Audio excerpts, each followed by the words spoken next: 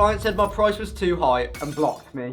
Here's what I did. Many people still don't know what creatives actually charge for, and that's where the problem really lies. I now charge a minimum of £500 a day, whether that's filming or editing. And no, I don't apologise for it. Some of you listening to this may be thinking this is far too expensive or far too cheap, but regardless of the price, this video is more about valuing what you do and being careful on who you actually work with and if it aligns with your values. That is the most important thing that you guys need to take away. Let me tell you a story. At the start of my career, I received an Instagram DM from a potential client. Here's what it said. So we started discussing about the job and it was looking good. We was both throwing ideas around, and then he got to the main question. But before that, I could already tell that something was off. And it was the start of this particular message where it all clicked for me. But I continued to give him a price regardless. Let me read the message to you now. The message started with, "I don't know, mate, just film me and my old man." And that already come across a bit harsh to me. I know text can come across harsh anyway, but it was like, I don't really care about it. Just film it. And that was throwing red flags for me anyway. Now obviously at the start of my career, my day rate was just lower. I didn't know much about the industry and all the gear that I needed to invest in, so I just threw a number. So my day rate just started at £300 a day. I told him that with 1 day editing and 1 day filming, it would bring the total to £600. But I was willing to discount half the price, being as it wasn't a full day.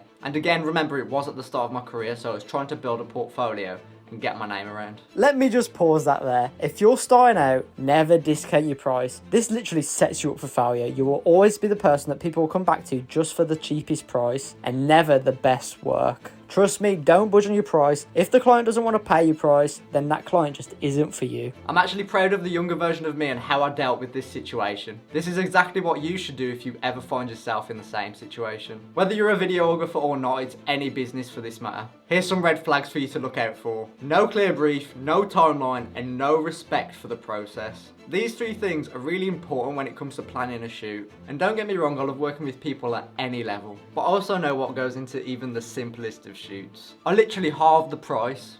Why? You've got to remember that I just started out, I was trying to get my name around and build my portfolio. That's £300 for a full shoot and edit. I may not have had the best gear at the time, but I still had a decent camera and set up to get the job done. And this was his reply. £600 bro, question exclamation mark. Day rate just to do some camera action. You're soft, ain't you, lad? I mean, what is going on here? Someone's asked me for a price and then they start going in, telling me I'm soft. Obviously, looking back, this is not my ideal client. It's not just the words, it's the tone. There's no understanding of what we actually do. No appreciation for the hours before and after the shoot.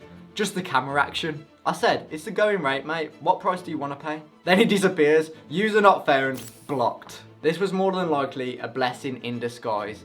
If I went through with this, I probably would have ended doing up the job pretty much for free. And most importantly, my work not being valued at all. As a creative, that is one of the most valuable things to you, for people to appreciate the work that you do. If the value is not there, then we can't work together. But if it is, that's when we can create some amazing content. Like I've done for many people now, some have got millions of views, some have got hundreds of thousands of views. And it's just amazing what I've done with clients and the ideas that we've put together. Just touching on that, when starting out, don't focus so much on views, likes, subscribers, all of that kind of stuff. It's just all a distraction. I mean, take my YouTube channel, for example. Currently, I'm only on 540 subscribers, but I'm here providing value. And that's because it's the most important thing these days. Giving value far outweighs a video going viral. Although it's great at the time and you get a massive buzz from it, it's not just about that these days. It's more about the relationships and connections that you create with people. That is where the big gains will come with the social media thing these days. I mean, you can just look at some of the stuff that's going crazy right now. I mean, UGC content, if you don't know what that is, user generated content. This is so much more valuable than an influencer just speaking on a video trying to sell something these days. Here's a list of things that clients don't see. Pre-production planning, gear prep, and shot lists.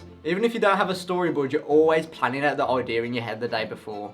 Trust me, I know. I've been up at midnight, not being able to sleep sometimes, just thinking through the shoot. Because at the time, these shoots are the most important thing to me.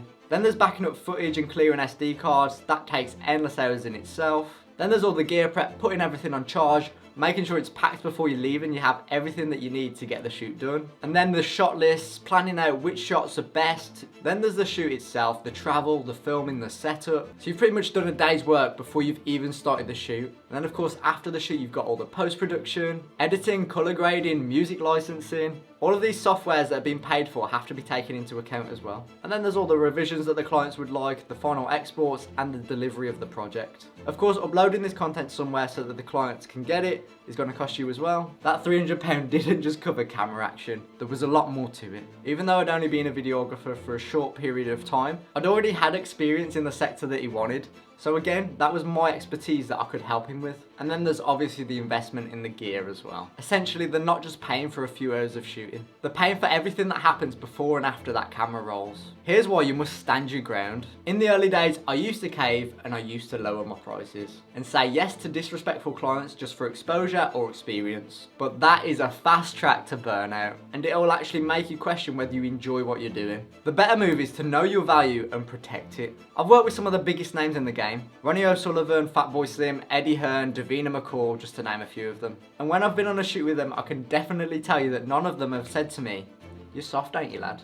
Real clients respect your time. The rest, just let them walk. And to be completely honest, most of the time I'll let shoots run over anyway, as long as the mutual respect is there. I want to make sure that my client's happy and deliver a great service. And me staying that extra 45 minutes could really help add some value. So here's what I'd tell any creative out there dealing with the same thing. Firstly, stick to your rates. If you discount, do it intentionally, not out of pressure. Next, I'd show you value, share all the behind the scenes online, and explain your process. Educate the clients that are willing to learn. And finally, don't be afraid to walk away. Saying no to the wrong clients makes space for the right ones. If you undercharge, you train clients to undervalue you. At the end of the day, you're not just charging for your time, you're charging for your talent. If a client doesn't get that, it's not your job to convince them. Let me know in the comments what's the wildest thing a client said to you about your rates. Hit like, subscribe, and share this video if you're a creative who's tired of explaining why your time isn't free. See you on the next one. I can't believe that this guy blocked me.